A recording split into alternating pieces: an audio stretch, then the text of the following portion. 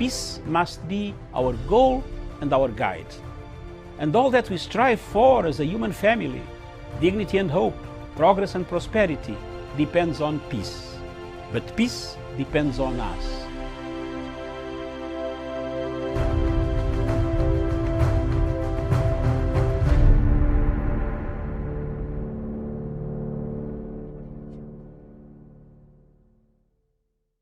Today we'll talk about Africa, once seen by Europe as the antithesis of civilization, the heart of darkness, in the words of a certain Joseph Conrad. Centuries later, Africa remains ignored. It makes news for its conflicts, poverty, and exoticism. For the longest time, the world saw it as a lost cause. Then one country saw opportunity, and thus began a new race for Africa, not very different from the scramble of the 19th century when colonial Britain and France wanted raw materials, slaves, and geopolitical influence. Now, in the 21st century, global powers are in more or less the same race. China, the United States, India, the European Union, Japan, Israel, Canada, all of these countries are in the race for Africa. And one country is emerging as the clear winner. Hello and welcome to Gravitas Plus. I'm Palki Sharma Upadhyay, and this is Africa, a continent of 54 sovereign states, 17% of the world's population, 9.6% of the global oil output, 90% of the world's platinum supply, 90% of the world's cobalt supply, half of the world's gold supply, 2/3 of the world's manganese, 35% of the world's uranium, 75% of the world's coltan, and 54 votes in the United Nations General Assembly. This is what makes Africa so attractive and makes the continent a battleground for global powers. There are numerous fronts: investment and infrastructure, military power, diplomacy, soft power, trade, geopolitics. Every country has its own interest in Africa. In 2016, Israel began its scramble for the continent. Benjamin Netanyahu became the first Israeli Prime Minister to visit Africa in 50 years. What did he want? Votes in favor of Israel and against Palestine in the United Nations resolutions. Africa and Israel share similar histories, he said. Israel went on to sponsor solar, water and agricultural technologies. In the same year, 2016, Senegal co-sponsored a UN resolution. It condemned the construction of illegal Jewish settlements in the West Bank. What did Israel do? It cancelled the Mashav drip irrigation project. And this is just one example. Here's another one. The European Union has pledged more than $54 billion in sustainable investment for Africa. What does the EU want? Access to the African market of 1.3 billion people. Brussels has negotiated free trade agreements with at least 40 African countries. But does this ensure a balanced two-way trade? It doesn't. And no country has a bigger interest in Africa than China. China is funding 1 in 5 infrastructure projects in Africa. It is building every third one. Africa has an infrastructure deficit, and China has a signed checkbook. Starting 2005, China has invested at least $2 trillion in Africa. It built 6,200 kilometers of railways, including the continent's longest railway line connecting Ethiopia and Djibouti. Beijing has also built the African Union headquarters in Addis Ababa. What does China get in return? A lot. Geopolitical influence to start with. Beijing is selling its culture, its currency. In Guinea-Bissau, exit signs are written in Mandarin. China has established at least 50 Confucius Institutes across 33 countries. Several African countries use Chinese currency. China also gets a strategic overseas base. In 2017, China built its first overseas base at the Horn of Africa, Djibouti to be specific. Djibouti connects the Mediterranean Sea to the Indian Ocean via the Suez Canal. The base has the capacity to accommodate 10,000 troops. China also gets a market to dump its goods. China is Africa's largest trading partner. Chinese trade has increased 40-fold in the last 2 decades. At least 10,000 Chinese firms operate in Africa. This is according to a McKinsey study. Africa has resources and China has access. Did you know that 1/3 of China's investments in Africa are in the mining sector? And finally, it gets to debt trap Africa. But here's the thing, China is not the only country investing in this continent. It's not even the biggest. The United States is Africa's largest investor. It accounts for $54 billion of FDI stock. There are 600 American companies operating in South Africa alone. And this, even after the US president called Africa this. For the longest time, Africa was nothing but a war zone for Washington. It has over 7,000 troops deployed in the continent. They are spread across some 13 African countries, including Burkina Faso, Cameroon, Central African Republic, Chad, Democratic Republic of Congo, Kenya, Libya, Mali, Mauritania, Niger, South Sudan, Somalia, and Tunisia. For the US, Africa was a continent for counter-terrorism operations. What happened then? Why is the US suddenly interested in Africa? The answer is this. For the US, Africa is now a new front to take on China, and Washington is now fighting it out for power and influence. An article on the US State Department website reads, and I quote, "Africa is the continent of the future. Thus, we need to make the most of its potential. By 2050, its population will more than double to 2.2 billion people, with over 60% under the age of 25. Where is Africa's interest in all of this? Also, what about India? What role does India play in this continent? New Delhi's ties with Africa date back to the time of Mahatma Gandhi. India was part of the Bandung Project of 1955. New Delhi supported Africa's anti-colonial struggles. It supported the liberalization movements in Ghana, Algeria, Tunisia, Morocco, Angola, Mozambique, Guinea-Bissau. India with Zambia, Nigeria, Ghana, Ethiopia, Botswana, Uganda, Mozambique, and Namibia. New Delhi is currently training African military. Indian company Airtel is a dominant telecom firm in Africa. New Delhi is offering 50,000 scholarships to African students. Despite everything, India is far behind China in the race for Africa. China's Belt and Road Initiative has sealed its hold on Africa. If in the 1900s Africa was colonized with force, in 2020 it is being trapped by loans. China accounts for 14% of sub-Saharan debt. In Kenya, the volume of Chinese loans is 6 times that of France, which is the country's second largest creditor. And Sri Lanka can tell you what happens when Chinese loans are not repaid. China is looking to capture Africa. It has a strong diaspora, it is spending big money, it is selling its movies, culture and currency. China extracts raw materials, it manufactures products with them and sells them back to this continent. Does this remind you of something? What did the British do in India? In the 19th century, the rivalry between Britain and France fueled Africa's colonization.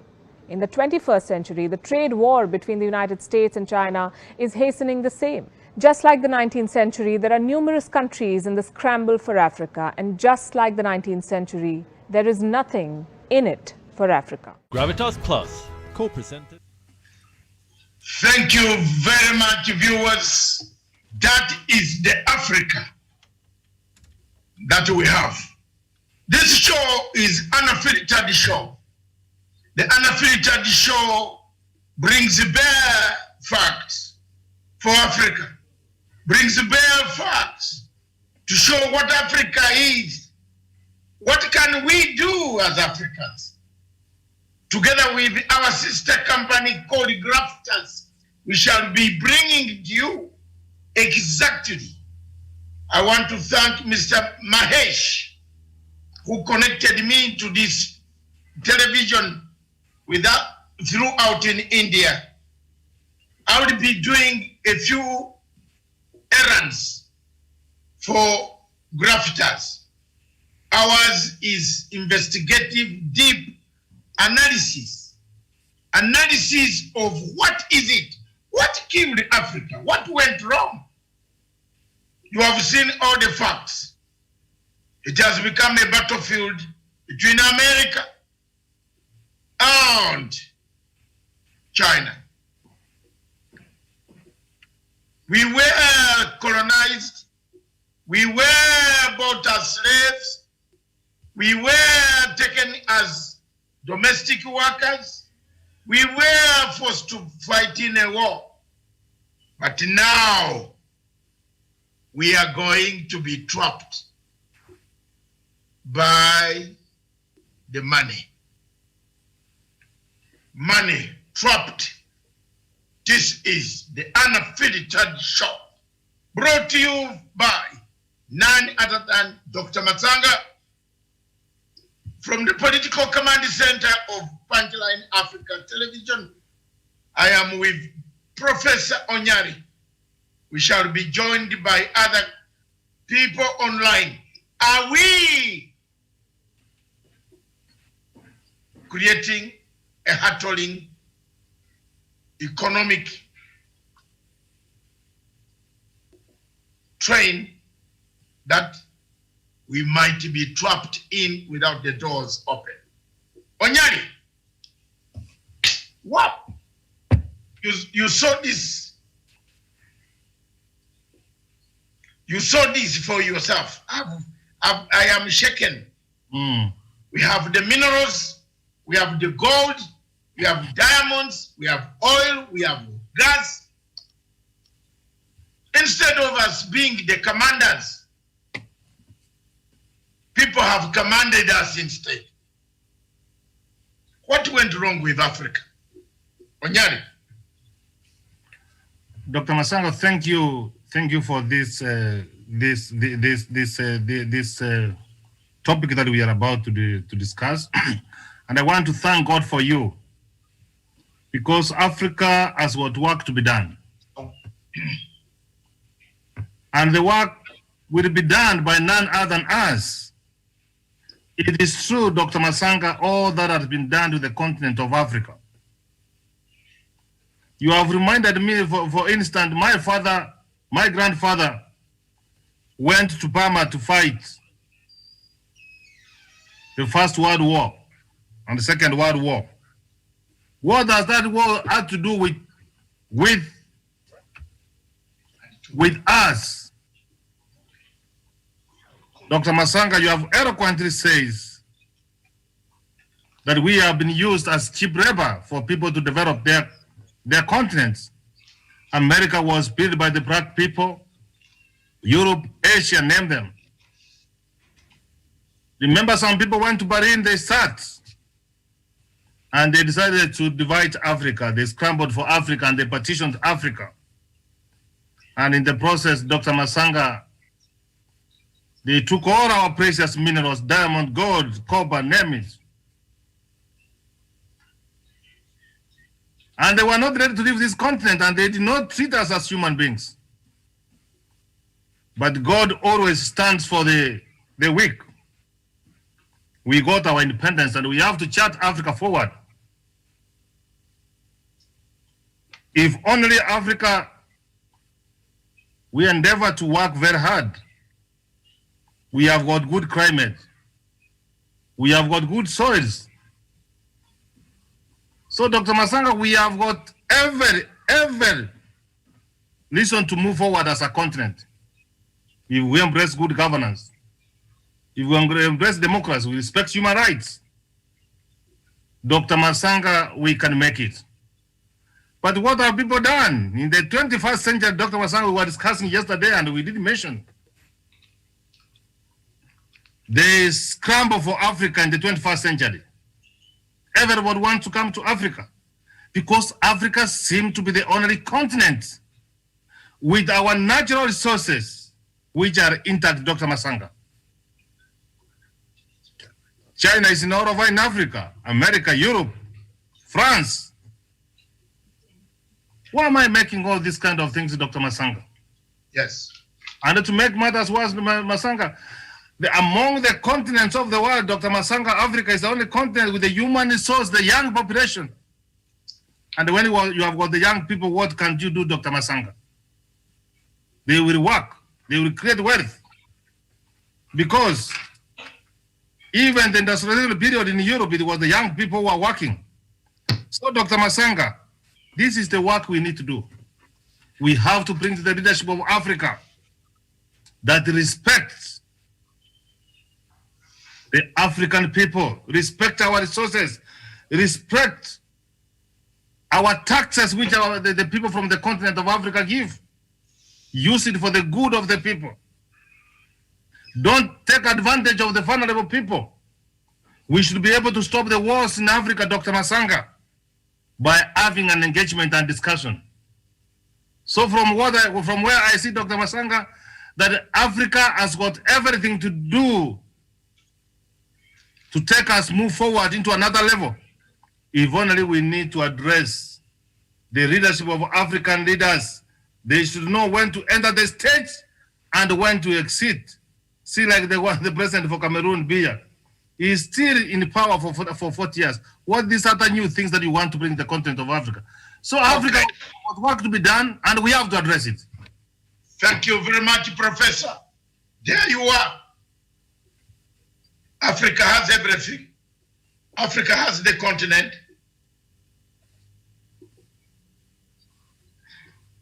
Africa has got the leadership. Africa has got the direction. Africa has got the brains. But Africa lacks one thing. I will not say it now. I will say it at the end. That's it. Let's move on. Bring another one. Bring another one. I'm trying to show you that out of this Africa, out of what the video showed you, out of the companies that run Africa, 92%, the owners are absent. Only 80%, the owners are Africans.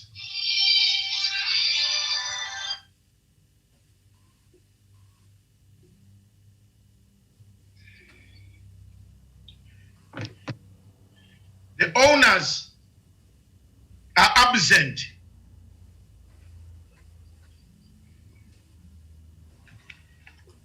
Yes. Hello? Hello. Yes. Hello. Yes, sir. How are you, sir? Fine, thank you. Okay, I'm Patrick Nairobi. Who? I'm Patrick Nairobi. You are Patrick Nairobi? I'm Patrick from Nairobi. Patrick from Nairobi, how are you, sir? Okay, I'm well, sir. You want to make a contribution? Okay, not that much, but I request to get all the job. For? For job. Okay, fine. I thought you wanted to make a contribution. It's for job, because I can follow your page. On Africa? Yes, so I was saying. Yes. I already requested for job. Thank you very much.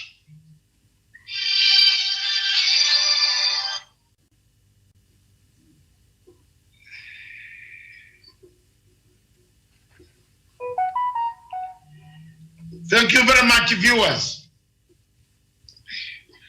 As I was saying,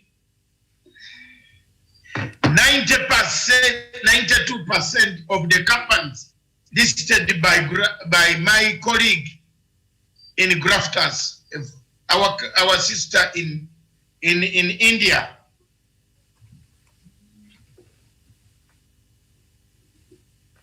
Hello?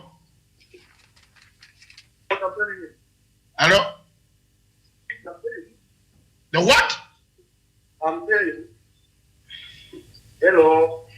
Can you talk, please? What is it that you want? I'm saying I'm requesting for job. For a job? Yes. We are on a live show, sir. I thought you wanted to contribute on Africa. And I was requesting for job. Then don't call here. Thank you very much. Viewers, 92% of all these companies that you saw are owned by foreigners in Washington, New York, in London, in Paris, in Stockholm, in Qatar, in UAE, in Turkey. Africa has got only 80%. What a tragedy. What bewitched us, Africans? Why is it that the companies in Africa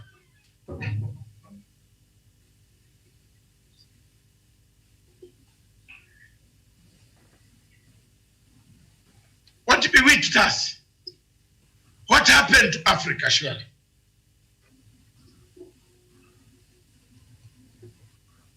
We have all this.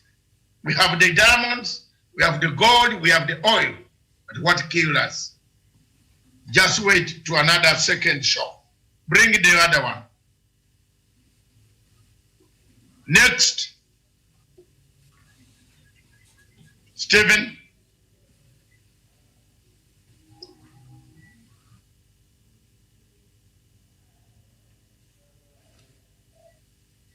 Another clip.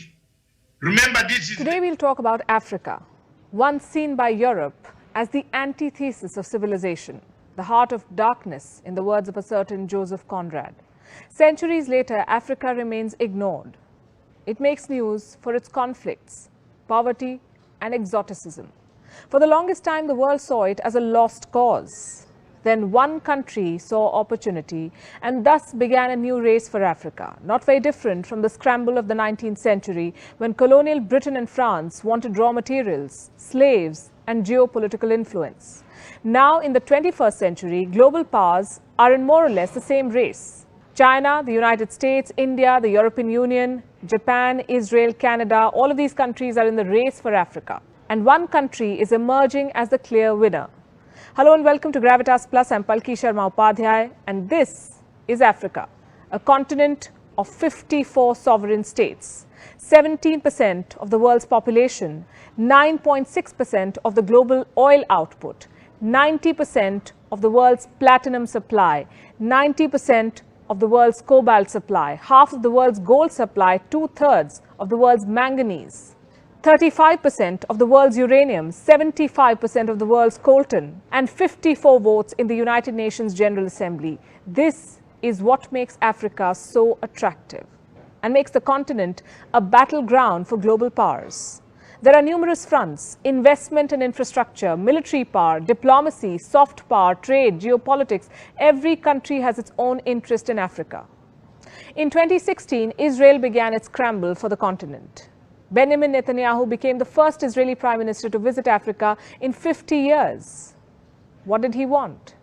Votes in favor of Israel and against Palestine in the United Nations resolutions. Africa and Israel share similar histories, he said.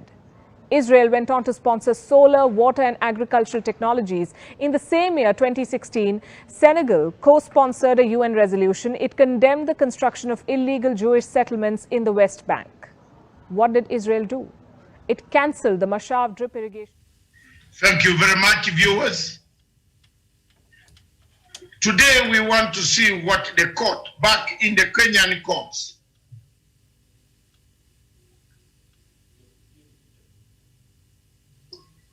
the picture you see there, I can't see it yet.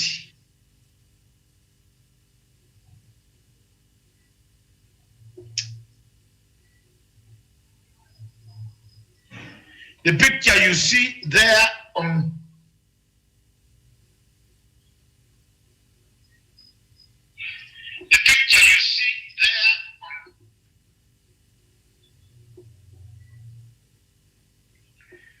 today, the court in Nairobi said very interesting things are happening in this world.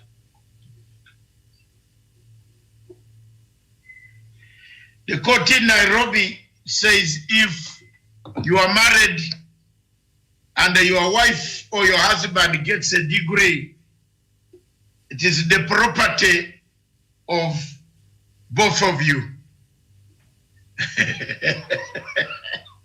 The court rules academic degrees got during marriage are matrimonial property to be shared during divorce.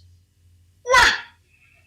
I just want to ask my viewers, are you going to share? Are you going to share a degree, cut it into two? Or will you go and apply a job? If you're a man, you go and use your husband's, your wife's degree to get a job. Is it property? Did this court mean property in terms of the money and from your degree or the paper itself? Professor Onyari, Bring us up to speed and we see. So, Dr. Masanga, there are some of the wonders never cease. How surely do you want to force people to remain in marriage now? If you divorce, do you tear the certificate, Dr. Masanga? This is what I am asking you. So I'm taking you know where the idea is coming from, that it is that the properties acquired during marriage, when you separate at the divorce, then you divide. But how do you divide the academic certificate? It is that amount now to forcing people to stay together even when the marriage is not workable. So those who have got the legal mind, they have to advise it, but I don't find it as a sound and a proper judgment given by a court of law. I don't know what kind of factors he was trying to argue out. Even if you were during marriage, who was going to school, who did the exam? So, Dr. Masanga, that's a very useless judgment and ruling from my side, from where I sit. You can consider other things, but don't bring academics into the forefront, Dr. Masanga. Okay. So that is your judgment. Okay? Bring another one, video of Muranga.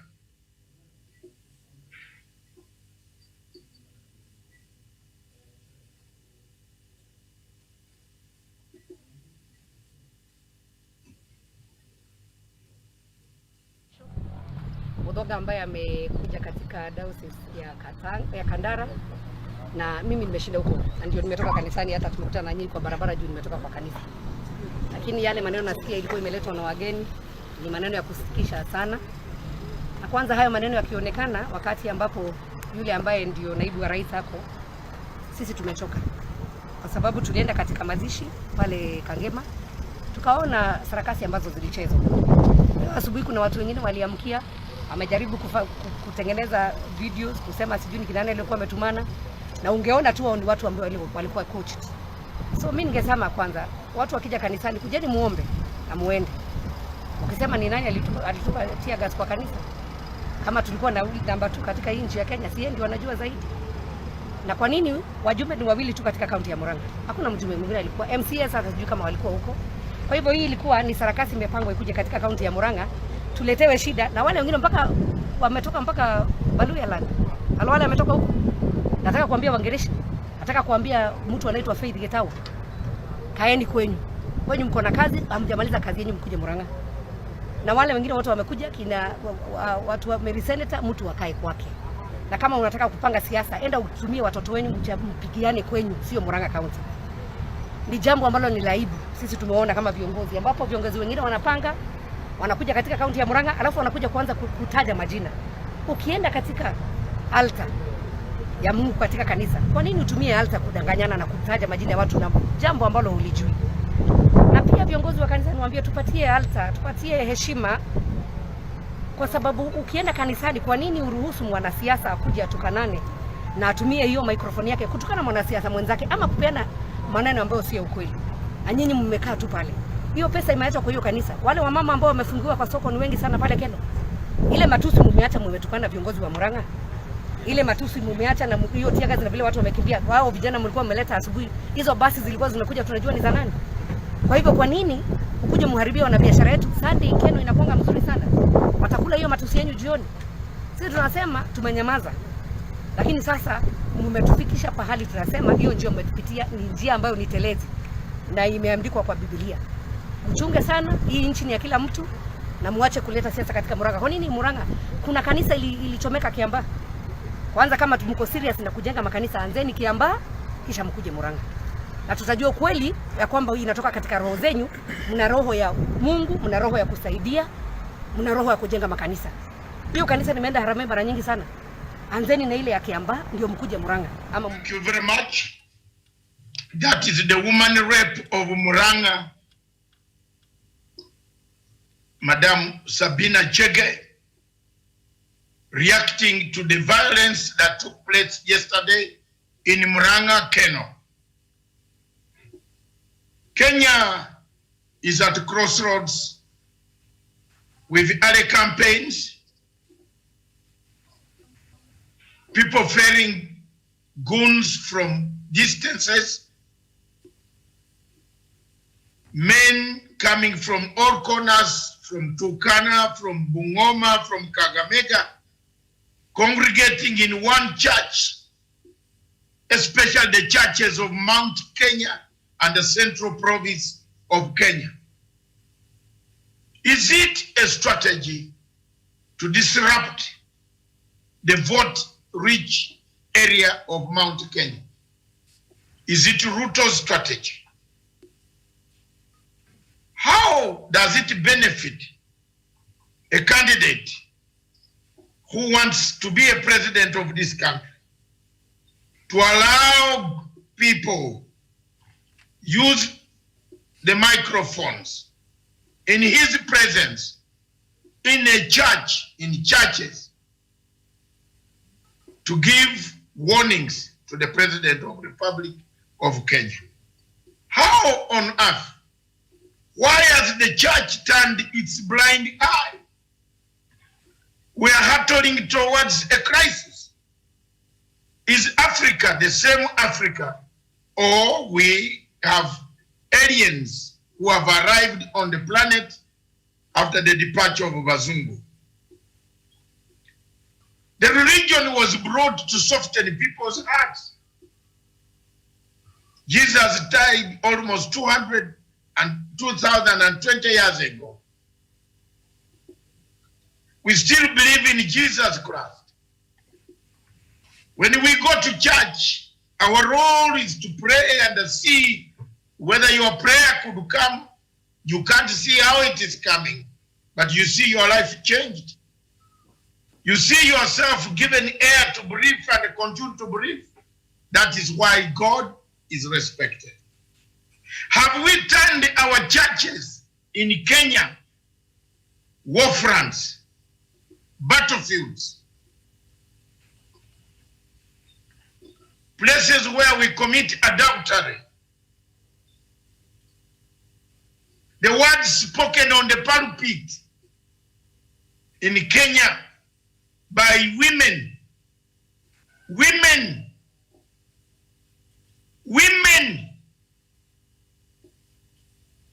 very horrible. Why is the church silent? Professor Onyari, you teach theology. Tell us, has the church been compromised? Has the church been bought? Has the money been sunk in churches to a degree that the money has taken over? Is it George Soros' ability to kill every institution of Kenya? Because in the churches now you find, we don't find Bishop Muge. We don't find Bishop tough bishops, Morris Otunga, the late. We have nobody, the late Muge. We don't have bishops who used to preach in All Saints Church. In All Saints Church in Kenya, here in Nairobi, a bishop wrote an open letter, a provost, already taken by money, bought by cash. He wrote a very terrible letter that you saw me answering. I was the only one who took him on. I am a deputy layman in my church, in Anglican church that has been there since 1898. 1898, St. Mary Church.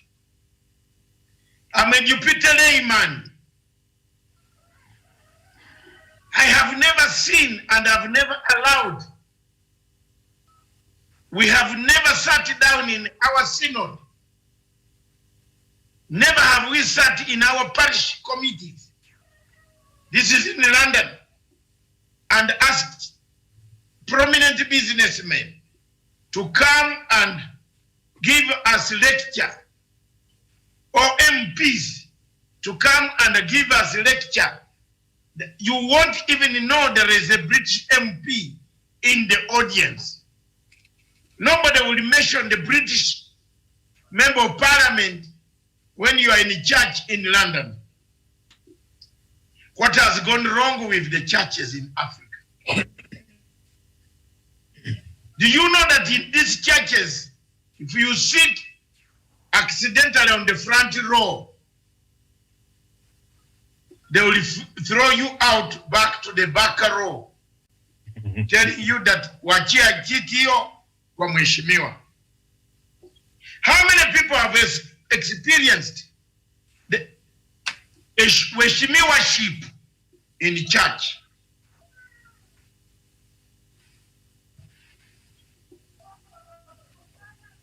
I have never asked for a front seat. I remember I went to Nyeri for the Madaraka Day. Was it Madaraka Day? Yes. They had given me my card that takes me very far from the dais. I went and sat. Luckily enough, the dais, they had constructed it that, again, when you sit in this place, you see the dais on this other area. I went and sat. Luckily enough, I sat on the table, which was, sunshine started coming, and I was very relaxed. Someone from the dais, I don't know who it is, and I won't tell you who it is, saw me seated there.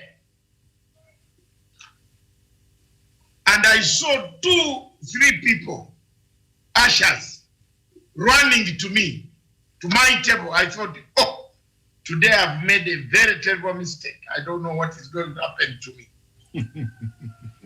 Maybe I have broken protocol. And all of them too have security details of the president and work in the State House. So they came to my table, they said, sir, you have sat on, can you please come with us? Hey, I thought maybe there is something I'm not allowed in this place. They said, there is a seat here, both of you. I went with somebody.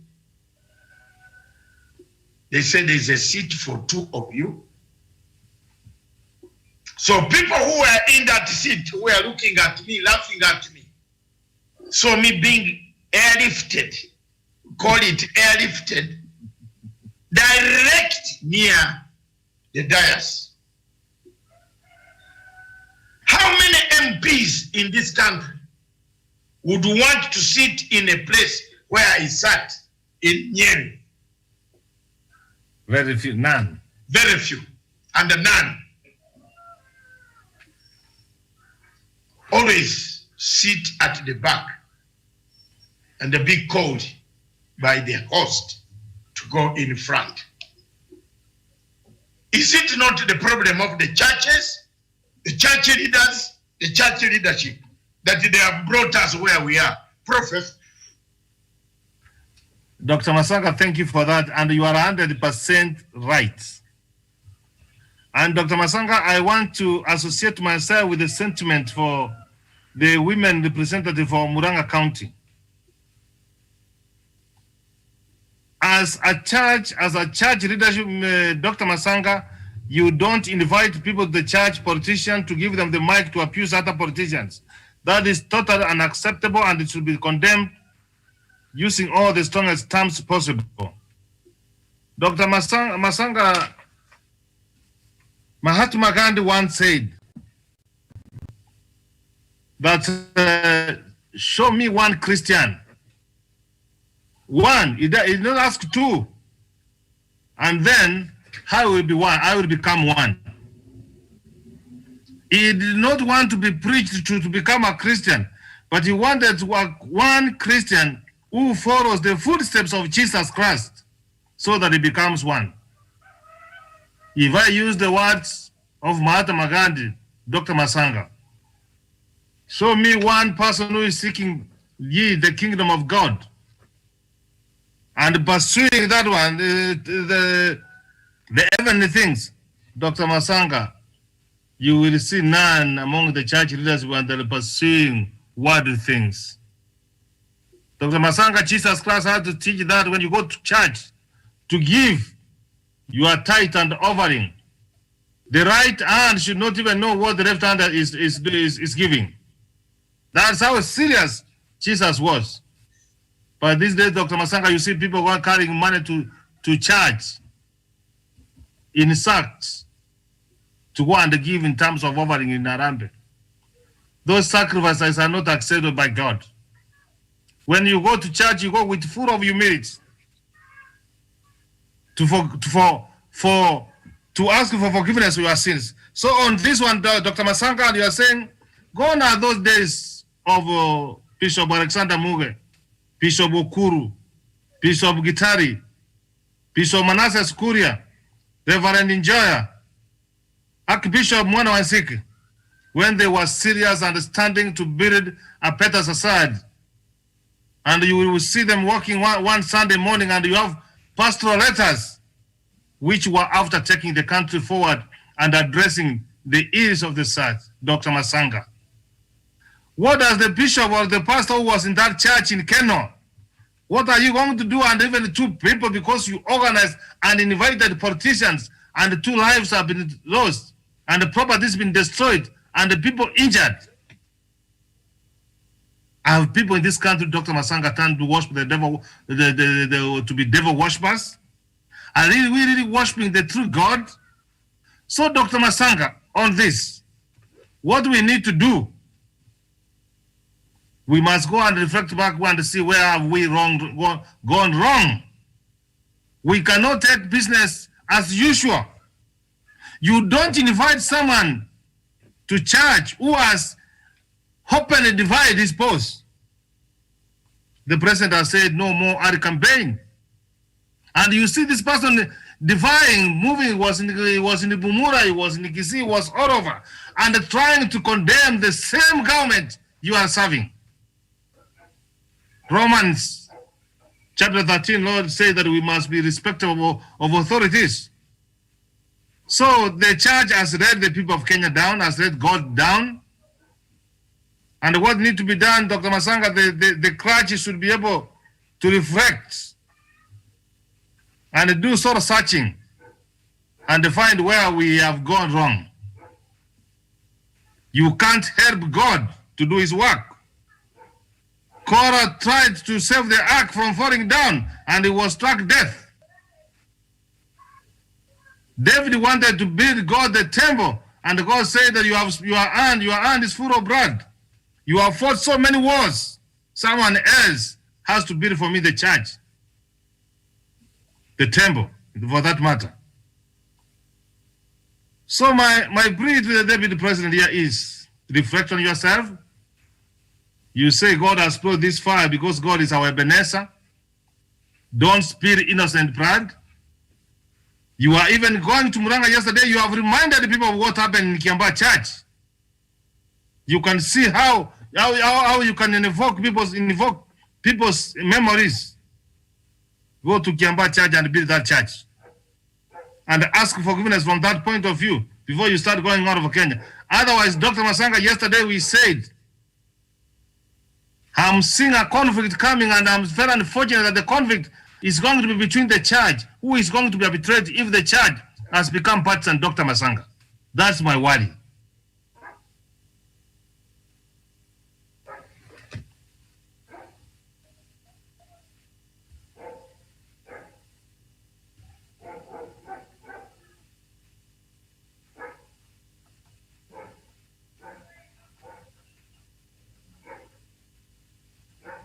You are muted.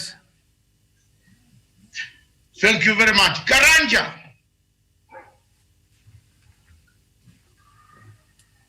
Mr. Karanja. Mr. Karanja. Yes. Talk to us. Yeah, thank you very much.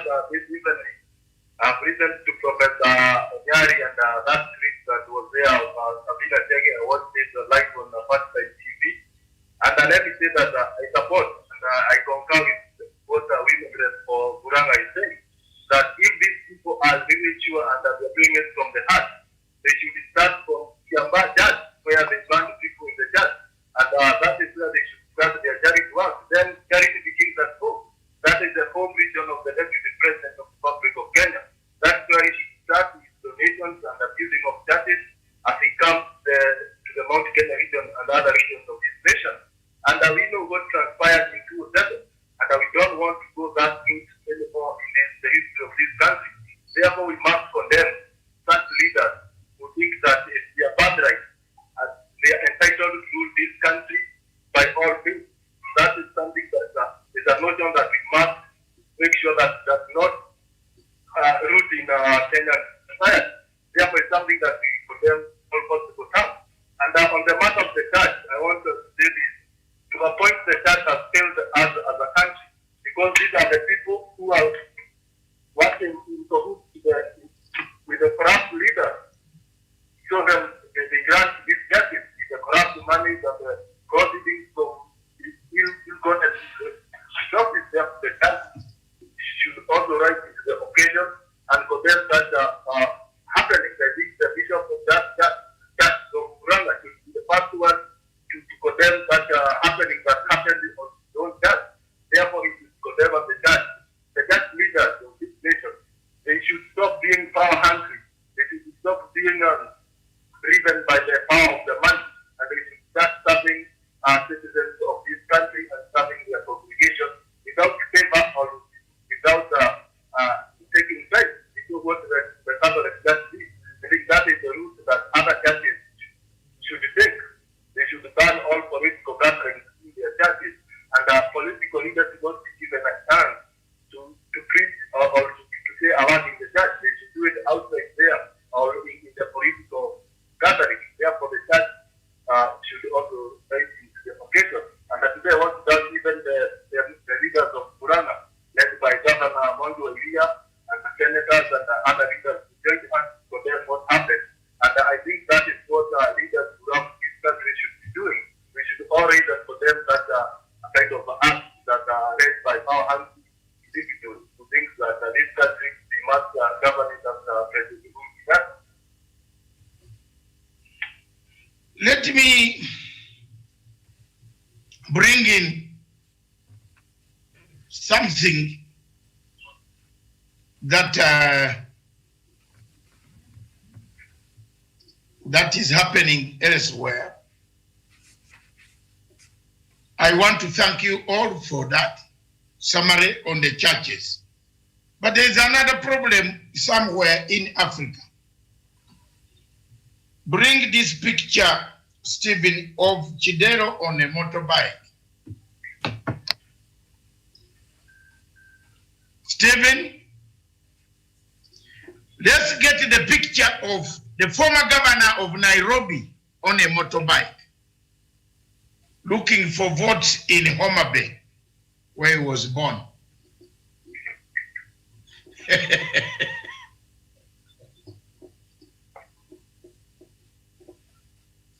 Production. The governor of Homa Bay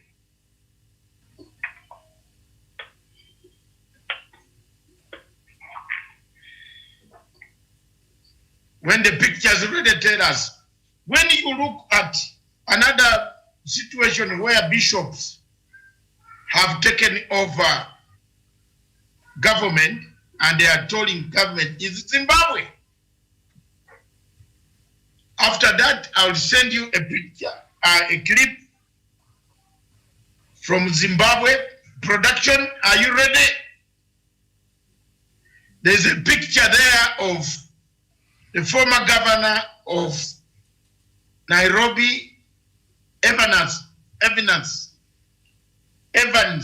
or Evanas. I call him. There is Evans Kidero. I always call him Evanas. Hey! But which is true in the vernacular. Evanas, isn't it? What do you call it in your vernacular in Yamina? Evanas. Evanas is for a woman. Evans is for a man. Thank you very much. Look at that picture of the former governor of Nairobi, the first man whose cases of corruption have never seen any light. Do you think any corruption case here will see any light? Professor, Bishop, Pastor, Champlain, Onyari, Professor Onyari, please. Dr. Masanga, there is no case which is a small case and a bigger case. Yes. And so long as a case is in a court of law, you never know what happens. You see the one for Waruke, how many years he has been in court? He was hammered until I saw the other day when he came out, he was trying to say, never dare you touch someone's thing. What I know, Dr. Masanga, the wheel of justice in this country and with the corruption, and corruption fights back. But I'm having some cases, Dr. Masanga, the one for the crack for Nairobi, John Kakuo, and the PS for local government then, Kibui. The case was dragging in court like that. One day they were hammered, and I'm sorry that John Kakuo did not make it, but Kirui is still serving a term jail. So for those who think that one day that you will keep on using your money, you never know. It will change the church, will wake up on the wrong side of the bed, or the wrong side of the hand, and you may find yourself in a terrible situation. So Dr. Masanga is very unfortunate that corruption fights back. I'm looking for that day when the people who take money which belongs to the people of Kenya, money which is supposed to over-service the people of Kenya, money which is supposed to build hospitals and buy drugs, build roads, build schools, when it will go for that intended use. How I pray that Kenyans will be able to have seized the opportunity to support the Prime Minister and the President Uhuru Muigai Kenyatta to fight corruption. Because they have identified corruption as endemic in this country, Dr. Masanga, corruption will destroy a country. So the fact that you have been smoked from the city, Nairobi, there is no need for you to go and masquerade through the border in Homa Bay, simply because of which is going on that you come back. I hope the people of Homa Bay will have a memory to remember and not reward this kind of character. So Dr. Masanga, from where I sit, so long as a case is in court, so long as you have not meddled with it, one day it may pounce on you and you may go in. Okay. Karanja? Yes. Tell us. I think these are actually kind of agenda. Have it all. It's a movement of the Jews and people. That's why these people who are alleged to have corruption cases, people have been taken for corruption and other crimes, they are the people who are doing this movement of Africa. That's why you see, even the governor, the former governor of the York, Stephen Dero, is trying to portray a picture of what happened so that they are going to the ground and technology driving on a prototype so that they use a picture that is also part of the hardware. I think these hardware and I think the private organization and the government and the all Kenyans of that stand and fight these tenors of corruption, because something that is cancerous in this nation is something that has helped this nation in terms of development, economically, even politically, because corruption drives, even the kind of leaders that we get are leaders who are elected through the back door. These are people who buy the administration to get into the positions of leadership.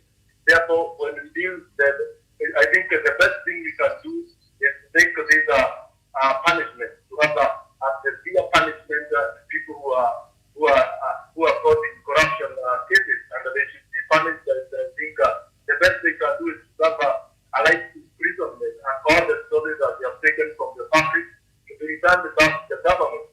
I think that is one way that other people who have the desire and who think that corruption is a good thing, they will learn something from that. But if they are allowed to walk scot-free around the town, riding on borders and wheelbarrows, I think nothing much is changed. I think unless somebody is held permanently and all these other things that is stolen are recovered, that is when the corrupt and the potential corrupt leaders will learn a bit better. But I thank the government of the day because of the BPI, which among the 9 recommendations that were given to the committee, one is the fight against corruption, and I think they will come up with a very good roadmap that will ensure this thing is eradicated and is eradicated for good in our great nation. Yeah. Thank you very much. Stephen, bring another one. There's one online. Again, today we are lamenting over Africa. Why Africa? What is going on? Courtesy of our friends who are watching, some of them. There's one for Africa production. What is wrong with Africa? What's wrong with us Africans? What is affecting Africa? Where is Africa heading to? When will Africans wake up? What's hindering African unity, prosperity, and progress? Why are we allowing our culture to be detected, distorted, and ruined? Why are we allowing our brains to be stolen? Why are we misinformed, miseducated, or misled by propaganda? Where is egalitarianism in Africa for Africans? It's only because we are on self-mental quarantine.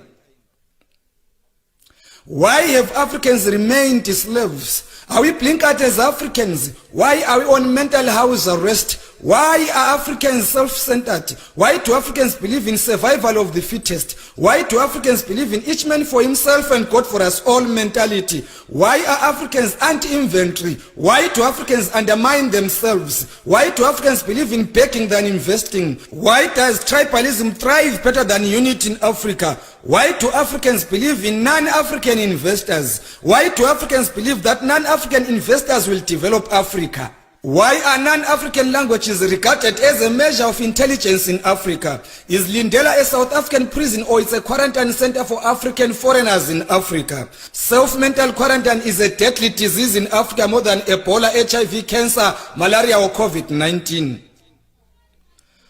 Our dress code is non-African. Our food is non-African. We have abandoned our natural hair for artificial fiber. They call it hair. We bleach our skin to resemble non-African this. We have abandoned our culture for non-African culture. We have been made to believe that our religion is witchcraft. Our history is determined somewhere by someone outside Africa. Our future in Africa is in limbo. We have meant to believe in violence more than engagement. We Africans believe in corruption, fraud in the name of connection, not hard working. We are on self-imposed house arrest. First it was the flag following the cross. Now churches are profit-making businesses, benefiting individuals. Jesus fed 5,000 hungry people. African pastors are fed by thousands of hungry people. African traditional religion was about empowering people. Was Paul Kagame wrong by banning money-spinning pastors? How many African countries have leaders who are unifiers, peacemakers like Paul Kagame? Why are we not transforming Africa from rags to riches, from blood to bliss? Why are we on self-imposed house arrest, quarantined in our own mentality? How many Africans are in FIFA executive? How many African countries have hosted FIFA World Cup? How justified is the proportional representation of African teams in FIFA World Cup? Why was JJ Okocha not voted among the best footballers in the world? Why was Didier Drogba denied FIFA Ballon d'Or Gong? Didn't Samuel Eto'o deserve to be an outstanding winner of FIFA Ballon d'Or? Why are South Africa's Benny McCarthy and Quinton Fortune not honored in South Africa for their Champions League triumph? Why is Peter Nsukuzonke Ndlovu not honored in Zimbabwe and Africa at large for his EPL record? What failed Sadio Mane to win FIFA Best Footballer Award after winning Champions League, UEFA Super Cup and Club World Cup? Why was Yaya Toure not the best midfielder during his prime time? Why does CAF give Best African Footballer Award to players playing outside Africa? How many arrests were made when Salim Muntari was racially abused at a fully packed stadium in Italy? What comes to African leaders' minds when seeing European footballers of African descent? Are we really good for nothing as Africans? Are we on self-imposed house arrest? Are we on self-mental quarantine? Why are Africans indebted to their former colonial masters? Why are Africans depositing revenues to their former colonial masters? Why do you compensate colonizers for their land they looted from us? When will Africa's looted resources be compensated? When will slave trade be compensated? When will be sanctions against African countries be removed? Why are blacks treated as an inferior race? Why was George Floyd brutally murdered? How many blacks have been racially and brutally murdered? We fought for independence, but we remain politically, economically, religiously, educationally, and spiritually slaves. Oh, Africa, my beautiful motherland. Why was Thomas Sankara assassinated? Was his killer brought to book? Why was Chris Hani assassinated? Why was his murderer released? When will Kwame Nkrumah's United Africa idea be accomplished? When will Nelson Mandela's vision of freedom and better life for all come to effect? Why are African leaders not taking Professor Lumumba's ideas into consideration? Why was Dr. Arikana Chikombori axed from United Nations? How lucky will Africa if we get unifying peacemaking leaders? Where did HIV come from? Where did COVID-19 come from? Why are traditional healers' prescription not respected? Why are traditional healers not recognized, respected and protected? Why are money-spinning pastors praised? Why do Africans need non-Africans' approval and validation for their own homemade vaccine? How many African countries begged Madagascar for their COVID-19 vaccine? What and whose interests, who protected? Why is it anti-Africa?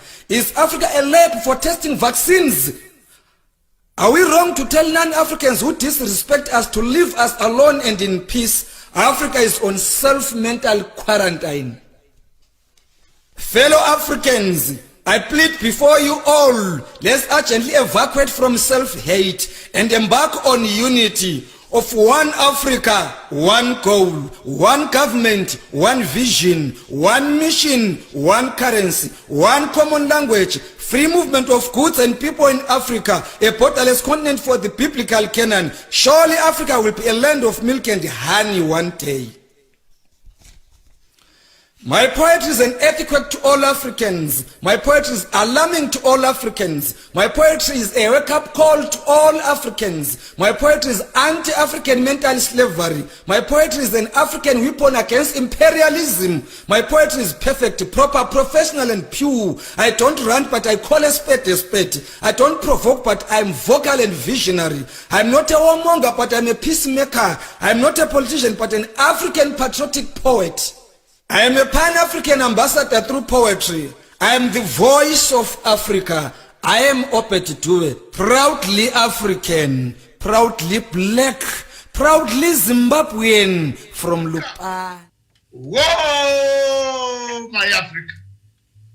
Are you mentally in quarantine? Whoa, my God. Unfiltered. I think this video has summarized everything that we wanted to talk about today. Why Africa? What is the problem with us?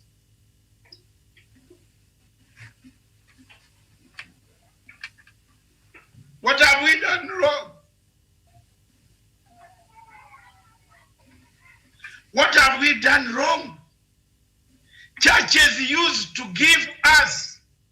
We now give churches. That thing alone, hasn't it captured what is happening in Kenya? Oh, yes. Enjoy this show all the time. Conflicts Oh my God, this man touched. This man touched everywhere. We bank in the foreign commonwealth observers. We bank our money abroad, not in African bank. Thank you very much. Thank you very much. Take it on, Professor. Dr. Masanga, from what we have listened, from the clip we have listened, what two things that have come out very clear: that corruption is what is killing Africa. All the resources which are meant for the people, for the common good of the people, it is being taken by a few individuals, Dr. Masanga. It has also come very clear that, Dr. Masanga, that we are poor managers of our resources. Poor management of the positions that we have been given.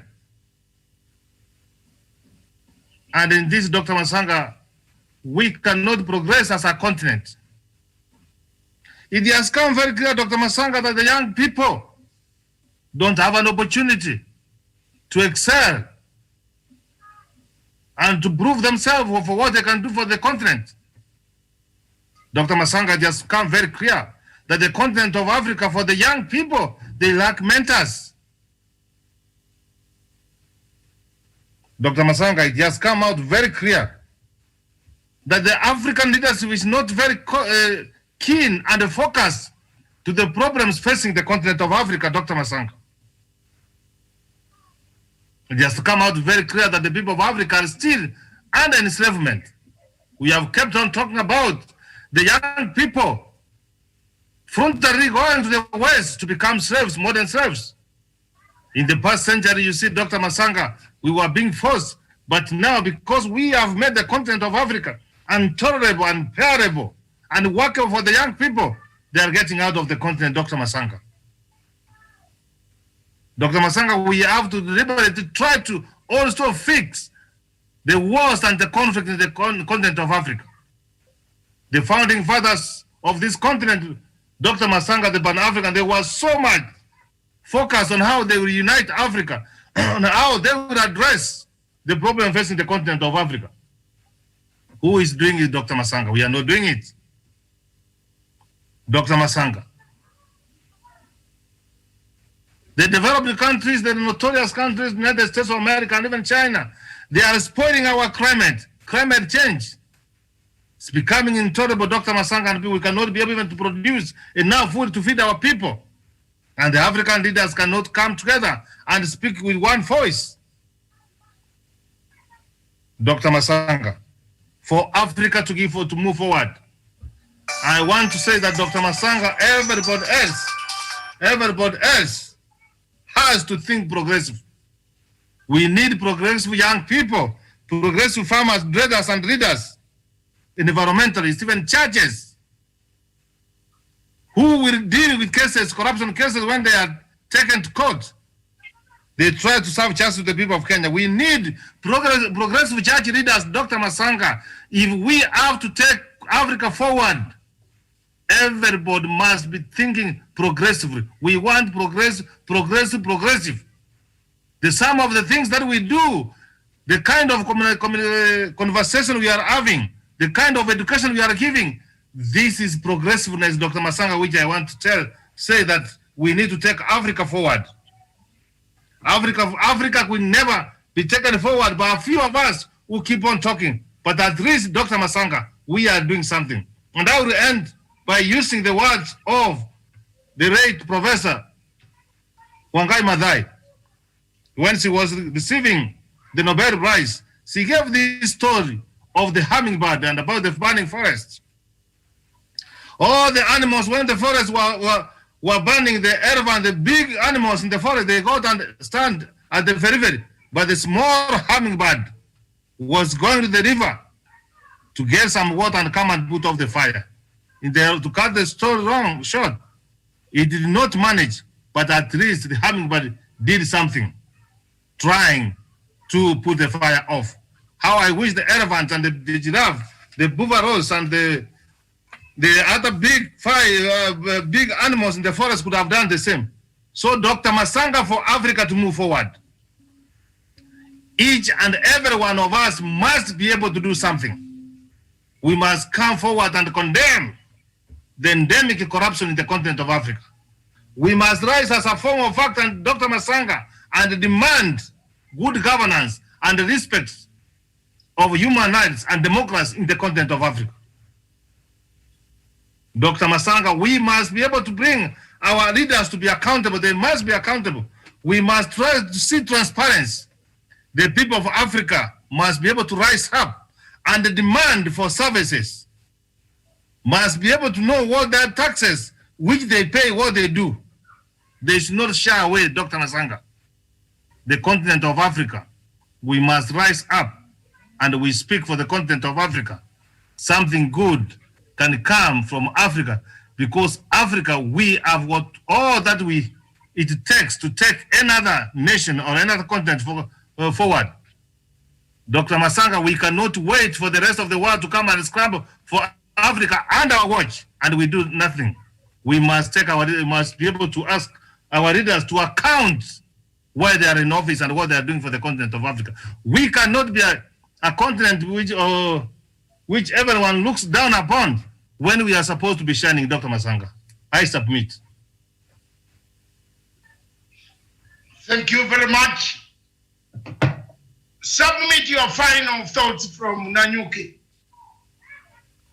Thank you very much. And first of all, I want to comment that Dr. Wasa was a poetry and whatever it was very great.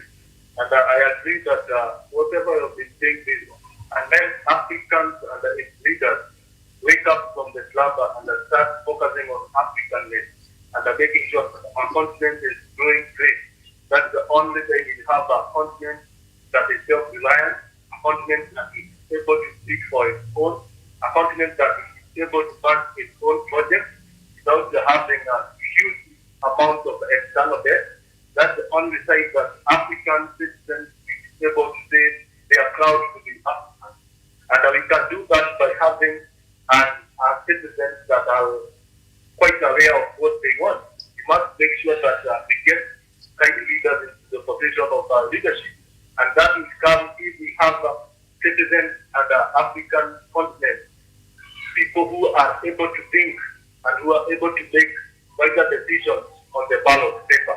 If we fail to do that, our continent will still lag behind. And everybody who is a champion for Africa, for African, people who champion for good governance and the prosperity of African continent must make sure that their voices, our voices are bigger and that they are audible, they are bigger enough, and that they are louder than the voices of the enemy. And that is when the people of this African continent learn that they must, and our culture is not a culture of intimidation, it's a culture that we must upheld. If we do that, Africans will be able to realize that Western nations are not better than us. In fact, they are where they need to be because of the resources that they took from Africa's continent when they colonized us. I think the problem we have in Africa is a mindset problem. We have set up minds that we can't make it without the influence of the Europeans, the influence of the British. We must get that, and we must have leaders who are a leader, who are a reflection of African continent. Therefore, let's change our leadership to change Africa. We can't change by having when we have bad leaders who don't have the spirit of common humor. We don't have the spirit of Pan-African. We don't have a spirit of what COBALT is talking about. A united Yes. That is a great African continent that has a great Yes, but the yeah, you use that then when it's when very nabikiwo too.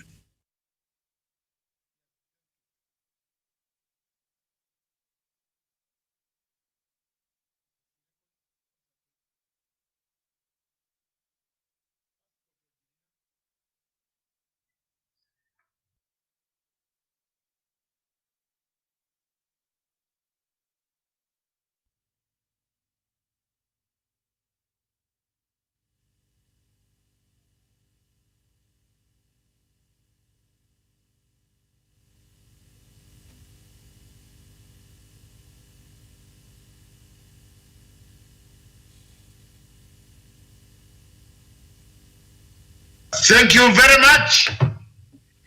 Whoa. You see, Professor,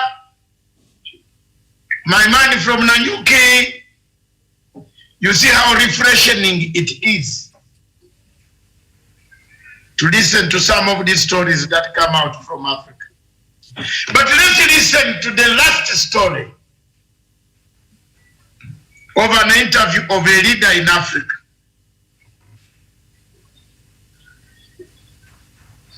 Production, that last interview. Due respect again to your office. Why should we trust you? We have an investigative agency called DCI. We have ESSC and the DPP. Why should we trust you? We are supposed to trust the institutions, isn't it? My friend, the fact that I am elected deputy president means the people of Kenya, if things go wrong in this government, President Uhuru Kenyatta and I will be the ones to be asked. Forget even about MD of, I don't know, some organization, cabinet secretary this and cabinet secretary that. Ultimately, the people that were given the mandate to run the affairs of this government by the people of Kenya is President Uhuru Kenyatta and I.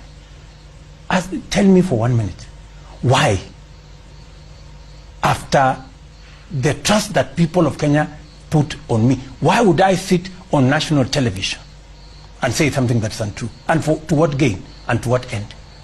Okay. My point is, ultimately, you still allow this CI conclude its report and everything. Absolutely. And I didn't you're say... saying...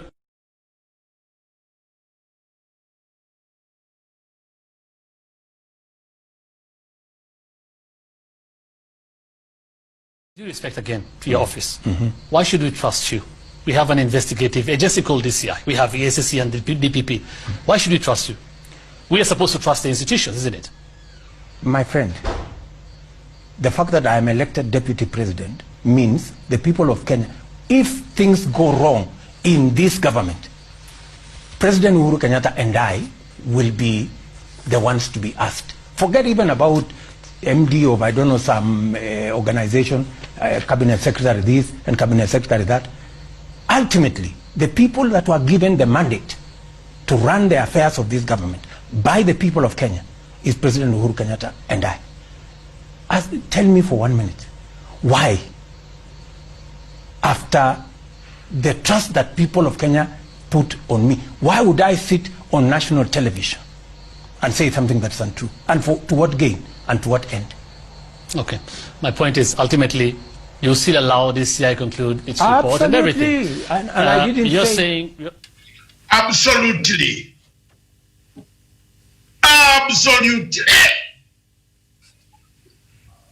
Onyari, are we absolutely where we are to be absolute and absolutely done? I have said much, but I don't want to say. I only want to pose one question. If something goes wrong in the government of Kenya, in the Republic of Kenya, the person to be asked will be the deputy president and the president for the Republic of Kenya, Uhuru Muigai Kenyatta.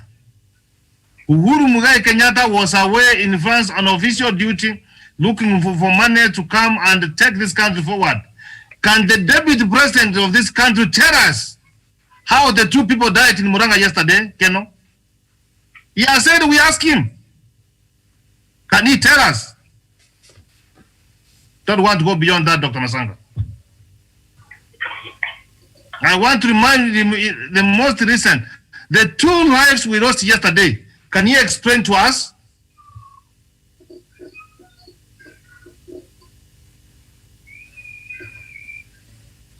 Thank you very much.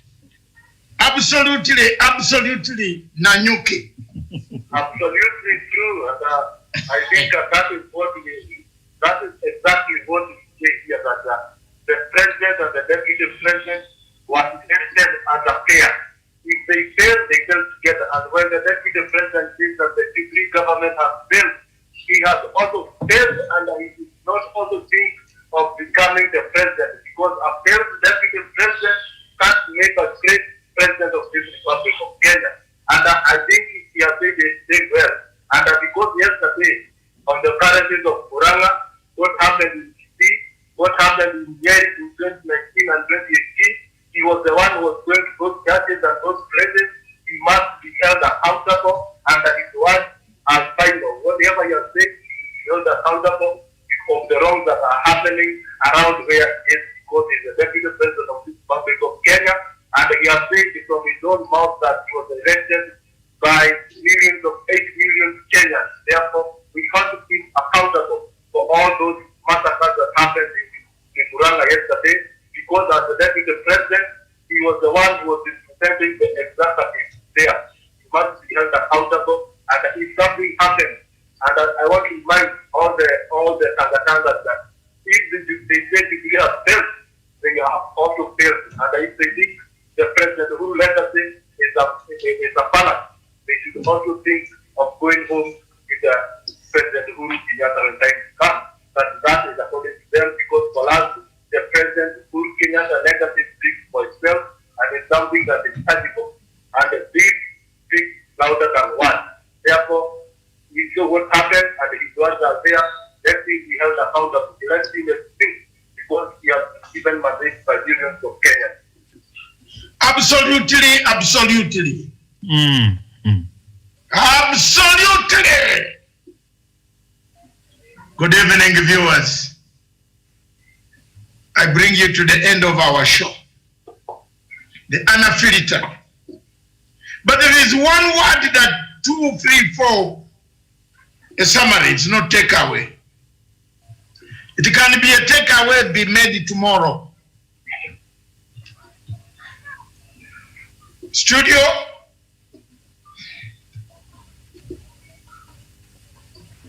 our continent is endowed with quite a lot of resources.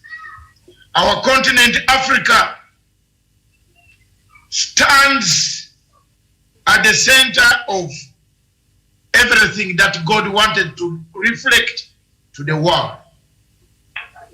It has the sunshine, it has the rivers, it has forests, good mountains, good animals, everything that God wanted to show to the entire world that there is a difference. He put in this continent of Africa. My people of Africa, this afternoon we have looked at many examples of the Africa that we want. The Africa without a war, the Africa without corruption, the Africa with economic empowerment, the Africa that listens to itself, the Africa that is united, the Africa that can speak, the churches that can give people, not people giving the churches. Above all, the Africa that is not quarantined or enslaved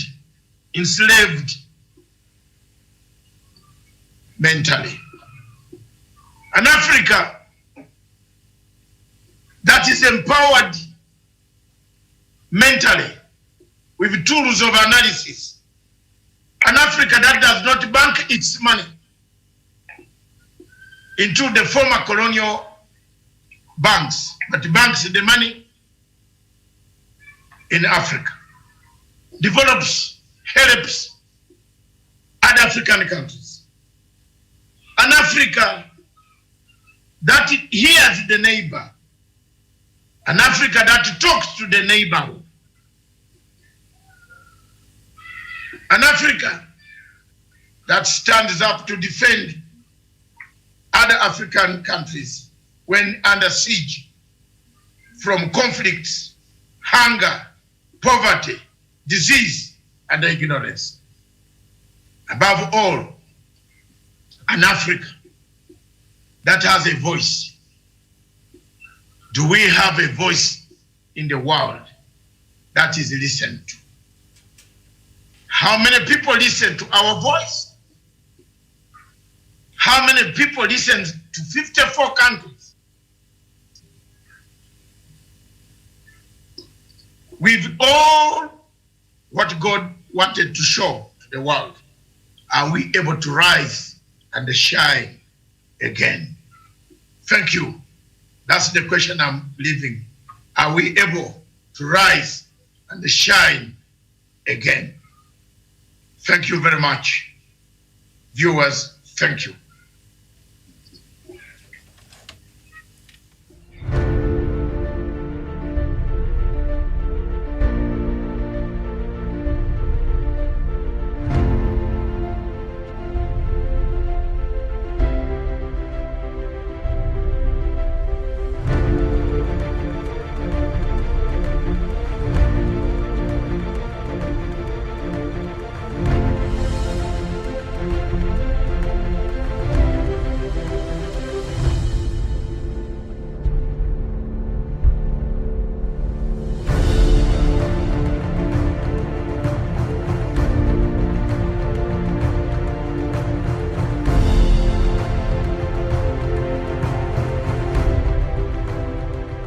Peace must be our goal and our guide.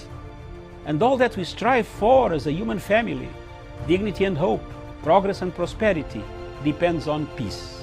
But peace depends on us.